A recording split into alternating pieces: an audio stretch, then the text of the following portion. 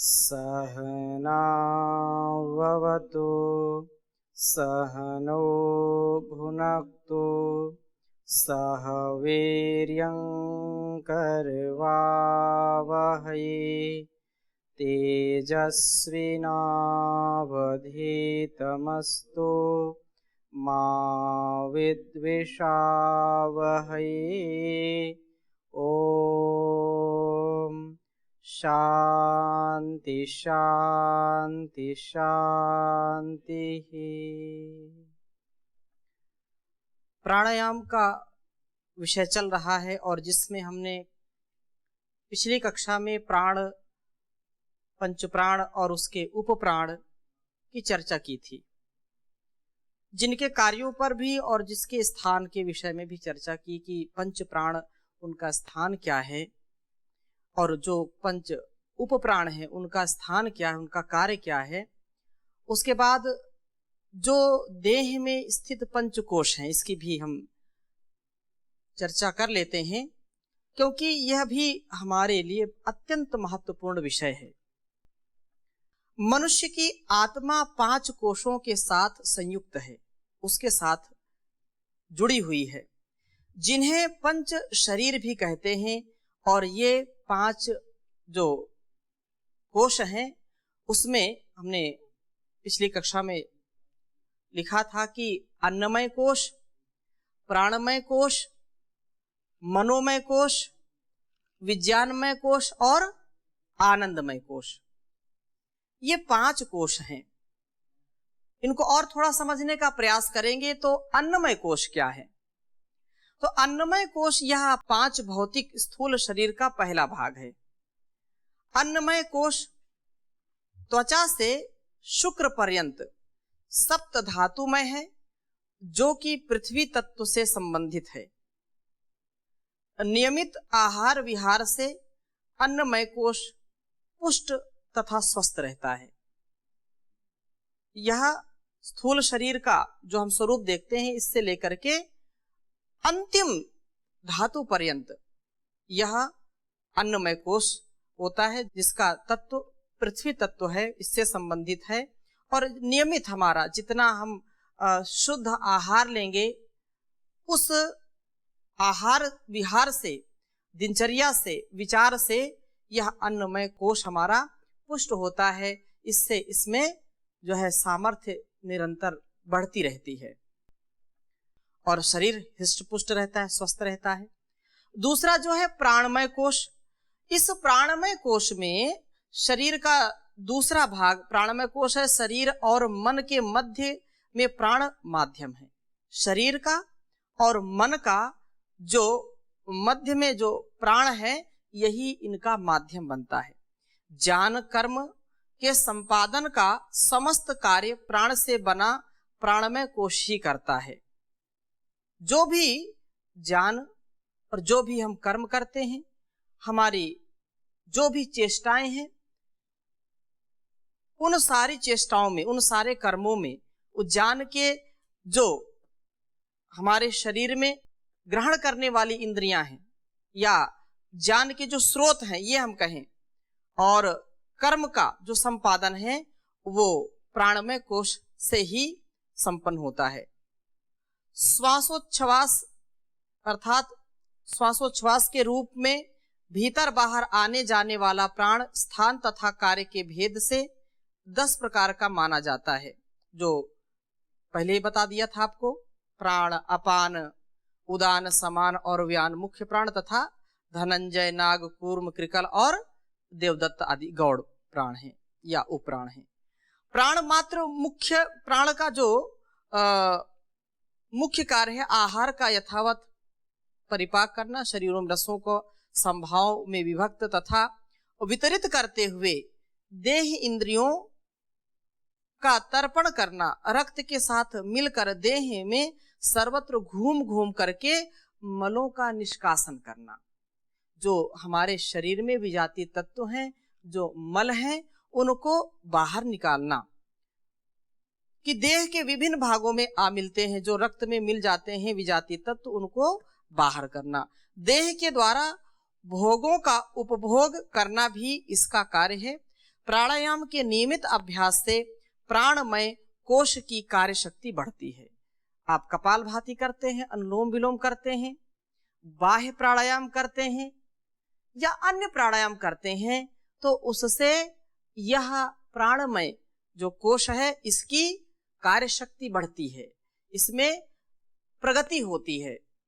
इसलिए प्राणायाम का जो विषय है इसमें हमको जरूर उसको धारण करके अपने प्राणमय कोश को पुष्ट करना चाहिए, बलिष्ठ बनाना चाहिए, कार्य क्षमता को इसके बढ़ाना चाहिए।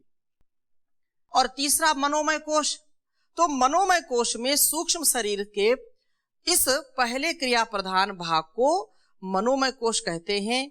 मनोमय कोश के अंतर्गत मन, बुद्धि, अहंकार और चित्त हैं, जिसे अंतःकरण चतुष्टय भी कहते हैं। ये चार चीजें हैं।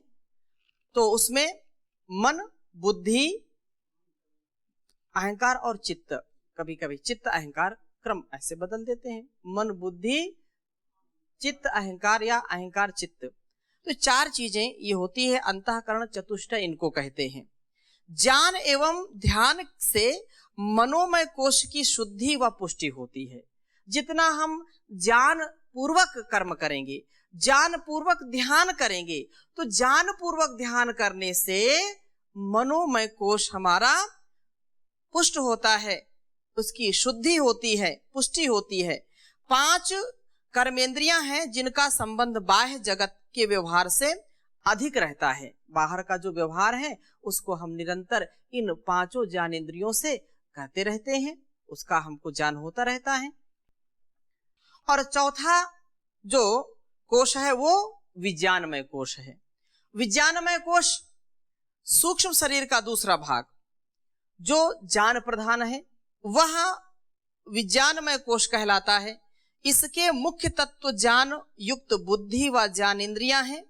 जो मनुष्य ज्ञान पूर्वक विज्ञानमय कोश को ठीक ठीक से जान समझकर उचित रूप में आचार विचार करता है और सत्य असत्य, भ्रम, मोह, आसक्ति आदि से जो उनमें संतुलन रखता है कि ये क्या ग्रहण करना है, क्या नहीं ग्रहण करना, असत्य से, अधर्म से, अज्ञान से, आसक्ति से, मोह से, भ्रम से सर्वथा अलग रह करके निरंतर ध्यान एवं समाधि का अभ्यास करता है, उसे ऋतंबरा प्रज्ञा उपलब्ध हो जाती है।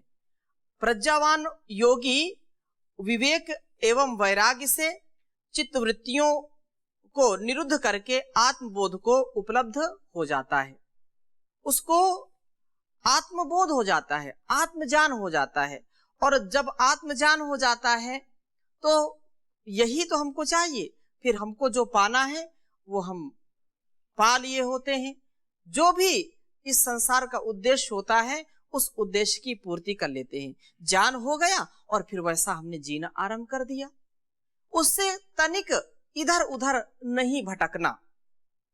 यह भी ज्ञानमय कोश का विशेष कार्य होता है और निरंतरता के साथ ध्यान समाधि में मग्न रहना। और 5वां कोश है आनंदमय कोश। तो आनंदमय कोश में इस कोश को हिरण्मय कोश, हृदय गुहा, हृदय आकाश, कारण शरीर, लिंग शरीर आदि नामों से भी पुकारा जाता है। यह हमारे हृदय प्रदेश में स्थित होता है। हमारे आंतरिक जगत से इसका संबंध अधिक रहता है, बाह्य जगत से बहुत कम होता है। मानव जीवन, मानव की स्थूल शरीर का अस्तित्व और संसार के समस्त व्यवहार इसी पर आश्रित हैं। निर्बीज समाधि की प्राप्ति होने पर साधक आनंदमय कोश में जीवन मुक्त होकर के सदा आनंदमय स्थिति में रहता है।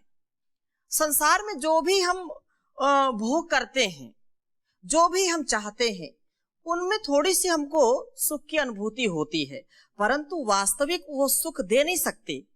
जो भी पार्थिव सुख है, हमको किसी व्यक्ति से सुख मिलता है, किसी वस्तु से सुख मिलता है, किसी स्थान विशेष में जाने से, किसी देश विशेष में जाने से सुख की अनुभूति तो होती है, लेकिन वो सर्वदा हमारे स्वभाव में स्थित रहे हम उसका अनुभव कर सके, ये कोई गारंटी नहीं है। किसी व्यक्ति से कभी कभी हमको कष्ट भी मिलता है, जिससे बहुत प्रेम करते हैं, स्नेह करते हैं, उससे कभी कष्ट भी मिलता है। जिस वस्तु का हम ज्यादा उपभोग करते हैं, उपयोग करते हैं, उस वस्तु में कभी खराबी आ जाती है या अपने में खराबी आ जाती है, तो वही वस्तु हमको दुखदाई लगती है। कोई स्थान विशेष है तो स्थान विशेष में व्यक्ति जब जाता है तो उसको कुछ दिन तो अच्छा लगता है, कुछ क्षण अच्छा लगता है, लेकिन कुछ क्षणों के बाद वही स्थान हमको बोरिंग लगने लगता है। अरे यहां से चलो, अरे वहां चलो। तो स्थान बदलने से हमारी स्थिति बदलती नहीं है। तो इस संसार में स्थान बदलने की, स्थिति बदलने की आवश्यकता नहीं है। हम जिस देश में हो, जिस वेश में हो, यदि हमारी उस परम पिता परमेश्वर के प्रति लगन है, हमारी उसके प्रति श्रद्धा है, हमारा उसके प्रति विश्वास है, तो वो स्थान ही स्वर्ग बन जाता है। लोग यहाँ अब पृथ्वी में बहुत प्रदूषण हो रहा है, बहुत अशांति हो रही है, यहाँ बहुत रोग बढ़ रहे हैं, तो लोग चांद और चंद्रमा पर जाकर के मंगल पर जो है जीवन की खोज कर रहे हैं। यहाँ जो सारी सुख सुविधाएं उपलब्ध हैं, वहां मंगल नहीं खोजते। और जो यहां मंगल नहीं कर सकता है, वो मंगल पर मंगल क्या करेगा? तो स्थान बदलने से स्थिति नहीं बदल सकती है। हम जहां हो, जिधर हो, वहीं अपने स्वभाव को बदले, अपने संस्कारों को बदले। जो कुसंस्कार हैं उनको बदल करके सुसंस्कारित हो जाएं। जो कुविचार हैं, जो हमारे अंदर की कमजोरियां हैं, उनको हम दूर करके आनंदमय जीवन को व्यतीत करने के लिए उस आनंदमय प्रभु का गुणगान करें, उसकी भक्ति करें। उसकी शक्ति से हमारे जीवन में शक्ति और सामर्थ्य आता है और हम मुक्ति के अधिकारी हो जाते हैं। इसलिए आनंदमय जो कोश है, इसको हिरण्यमय कोश कहा जाता है। और यह जो है शरीर का जो अस्तित्व है और संसार के समस्त व्यवहार इसी पर आश्रित हैं। निर्बीज समाधि की प्राप्ति होने पर साधक आनंदमय कोश में जीवन मुक्त होकर के सदा आनंदमय स्थिति में रहता है। कुछ लोग इस संसार में सारी सुख सुविधाओं को प्राप्त करते हुए भी कभी संतुष्ट नहीं होते हैं। उनको कभी सुख की अनुभूति नहीं होती है। उनको लगता है ये मिल गया तो और ये मिलना चाहिए, ये गाड़ी आ गई है तो दूसरी गाड़ी आनी चाहिए, यह प्राप्त हो गया है तो अब दूसरा चाहिए। उससे थोड़े ही दिन में जी भर जाता है। तो ये जो हमारी न्यूनता है, ये हमारी जो कमजोरी है, ये कभी हमको आनंदित नहीं कर सकती। हम जो भी प्राप्त किए हैं अपने पूरे सामर्थ्य के साथ, पूरे पुरुषार्थ के साथ, प्रारब्ध के साथ जो हमको मिला है, हम उसी में आनंदित हों। और आनंदित व्यक्ति कभी दुखी नहीं होगा। लेकिन जो मजा लेना चाहता है उसको सजा जरूर मिलती है। जो क्षणिक सुख के लिए भागेगा, क्षणिक सुख की कामना करेगा, तो सुख है तो दुख मिलेगा, मजा है तो सजा है। लेकिन आनंद के लिए यदि हम कोशिश करते हैं, आनंद के लिए यदि पुरुषार्थ करते हैं, आनंदमय यदि हम हो जाते हैं, तो आनंद का कोई विपरीत शब्द नहीं होता है, कोई विलोम शब्द नहीं उसका। आनंद से परमानंद की प्राप्ति हो सकती है आपको, लेकिन कोई उसका उल्टा नहीं है। इसलिए आनंद की खोज करें, आनंद के खोज में लगे रहें, खोजी बनकर के इस जीवन को जीते रहें कि हमको दीर्घ काल का आनंद चाहिए।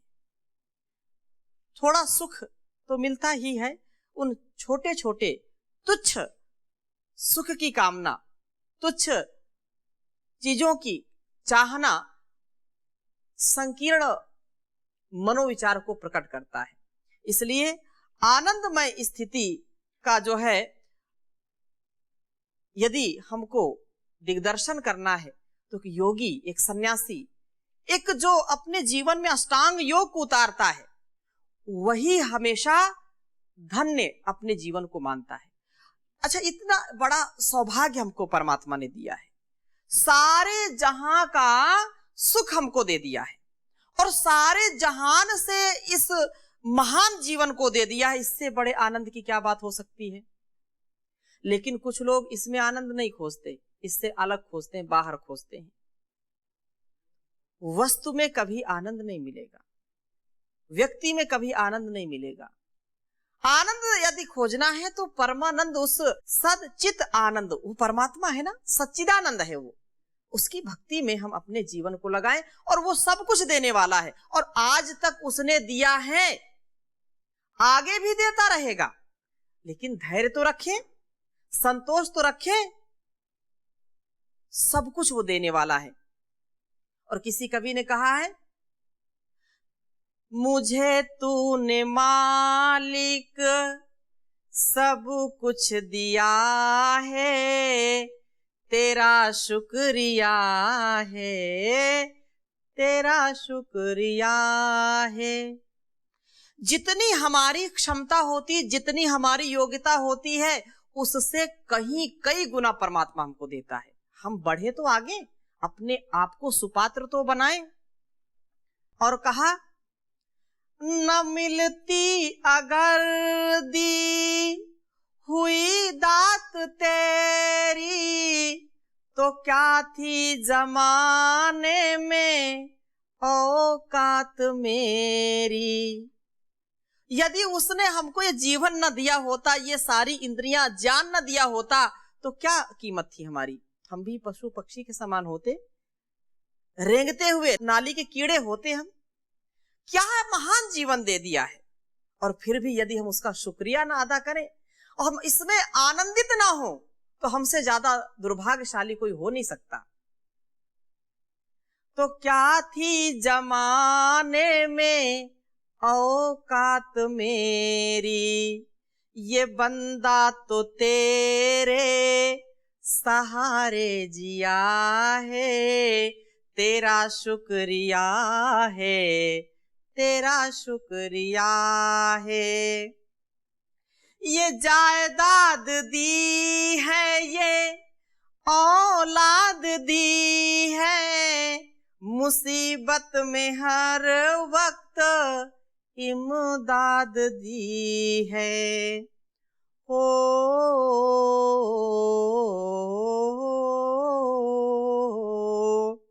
ये जायदाद दी है, ये औलाद दी है, मुसीबत में हर वक्त इमदाद की है। तेरा ही दिया मैंने खाया पिया है, तेरा शुक्रिया है, तेरा शुक्रिया है। तूने मुझे मालिक सब कुछ दिया है, तेरा शुक्रिया है, तेरा शुक्रिया है।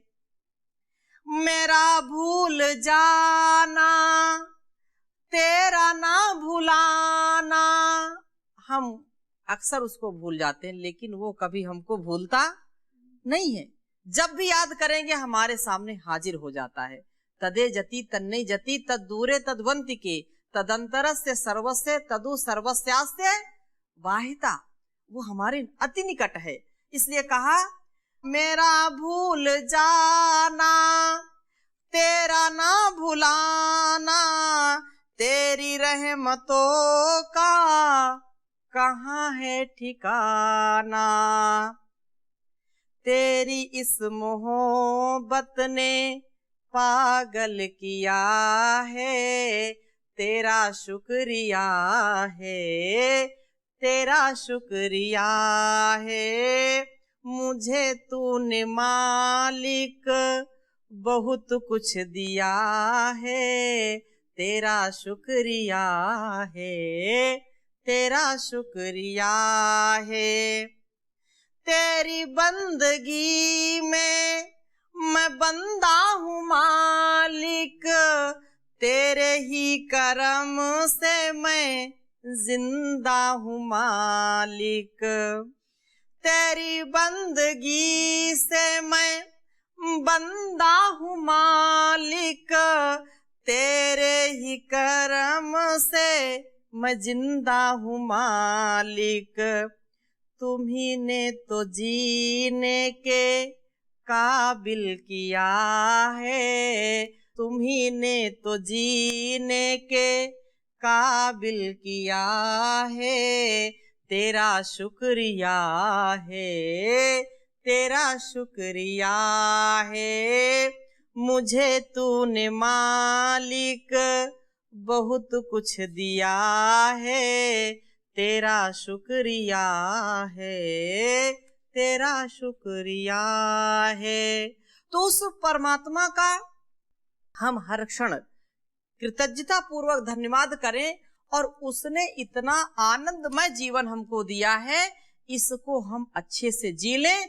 यही तो जीवन है, और जीवन कहीं बाहर नहीं है। इसलिए हमारे जीवन में प्राण विद्या का आधान होना चाहिए, और बिना प्राण के, बिना इसकी महिमा को जाने हम प्राणायाम जब तक नहीं करेंगे, तब तक इस जीवन का, हमारे इस धाम, इस धरा में विशेष लाभ हमको नहीं मिलेगा।